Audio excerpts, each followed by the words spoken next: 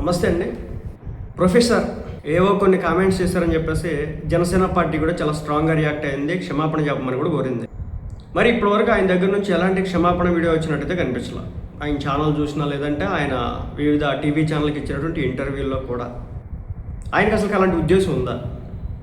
జనసేన పార్టీలో ఇంటర్నల్గా జరిగేటటువంటి మీటింగ్స్ని బయట వ్యక్తులకు చేరవేసేటటువంటి వ్యక్తులు ఎవరు? జనసేన పార్టీకి సంబంధించినటువంటి విషయాన్ని ప్రపంచం అంతా చెప్పాలనుకుంటే మైకు పెట్టి చెప్పేవాళ్ళు కదా. కానీ కోర్ కమిటీలో ఏదో మాట్లాడేసుకున్నారు అని చెప్పేసి తన వద్దకి సమాచారం సేకరించారని చెప్పేసి చెప్పినటువంటి ఈ వ్యక్తి వెనుక నడిపించినటువంటి ఆ శక్తి ఎవరు? జనసేన పార్టీలో ఉన్నటువంటి ఆ శక్తి ఎవరు? సో తప్పనిసరిగా ఈ లెక్కలు కూడా చూసుకోవాల్సిన అవసరం అయితే ఉంది జనసేన పార్టీ.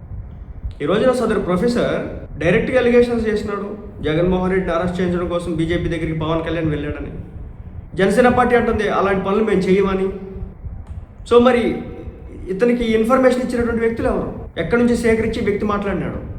కాబట్టి మరి ప్రొఫెసర్ మీద ఏదైనా చర్యలు తీసుకుంటారు, లేదంటే ఫేస్బుక్లో, వాట్సాప్లో, ఇన్స్టాగ్రామ్లో, ట్విట్టర్లో పోస్టులు మాత్రం వేసుకుంటారు. అర్థం కానటువంటి పరిస్థితి. ఈ రోజున చిన్నదాంతో వదిలేస్తే రేపొద్దున ఇంకా పెద్దవి మాట్లాడుతూ ఉంటారు. నోటుకొచ్చింది వాగుతూ ఉంటారు, చెప్తూ ఉంటారు. పిలిచి వివరణ కోరాలి కదా, ఏం జరిగింది, ఏంటి కదా, ఎవడు చెప్పాడు నీకని చెప్పేసి తెలుసుకోవాలి కదా సమాచారం. కేవలం సోషల్ మీడియాలో పోస్టులు పెట్టి ప్రెజర్ క్రియేట్ చేస్తే అది అవుతుందా? అతను రియాక్ట్ అవుతాడా? అలాంటి అవకాశం కనిపిస్తుందా? ఒకసారి జనసేన పార్టీ చూసుకోవాలి. పవన్ కళ్యాణ్ గారు నిజం చెప్తున్నాను, చాలా ఘోరమైనటువంటి స్టేజ్ని పార్టీని తీసుకెళ్లే విధంగా ప్రత్యర్థులు వ్యూహరచన చేస్తూ ఉన్నారు.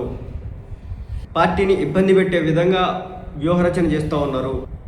జాగ్రత్తలు తీసుకోకపోతే పార్టీ మనుగడికి ముప్పు వచ్చే విధంగా వీళ్ళు ప్రయత్నాలు చేస్తూ ఉన్నారు. జాగ్రత్తలు తీసుకోవాల్సిన సమయం అయితే వచ్చింది. ఈ రోజున ఒక్కలతో స్టార్ట్ అయింది, రేపొద్దున ఒక వర్గం మీడియా అంతా కూడా అటాక్ చేయడం స్టార్ట్ చేస్తుంది. ఆదిలో ఉన్నప్పుడే, మొక్కగా ఉన్నప్పుడే దేన్నైనా వంచితే, దేన్నైనా కంట్రోల్ చేస్తే అది కంట్రోల్ అవుతుంది. ఒక్కసారి అది అడవి మొత్తం విస్తరిస్తే కనుక, ఎవడి నోటికి తాళం హద్దు పొద్దు లేకపోతే కనుక, మీరు ఇంకా సాఫ్ట్ టార్గెట్ అధికారంలోకి వచ్చిన తర్వాత వాళ్ళకి అనిపిస్తే కనుక వాళ్ళని ఆపడం ఎవరి తరం కూడా కాదు. తప్పనిసరిగా పవన్ కళ్యాణ్ గారు ఒకసారి ఆలోచన చేసుకోవాలి.